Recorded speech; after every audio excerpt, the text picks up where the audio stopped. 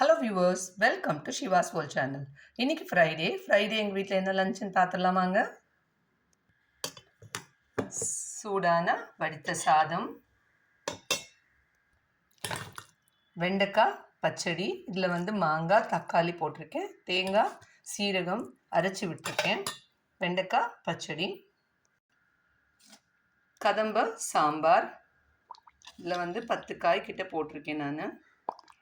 கதம்ப சாம்பார், இதை இடித்த சாம்பார்னு கூட நாங்கள் சொல்லுவோம். இந்த மசாலா எல்லாத்தையும் வறுத்து அரைச்சி போட்டிருக்கேன்.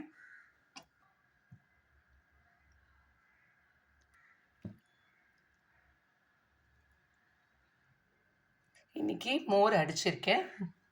மோர் பார்த்திங்கன்னா இஞ்சி, பச்சை மிளகாய், கொத்தமல்லி, பெருங்காயம் போட்டு மோர் பண்ணியிருக்கேன்.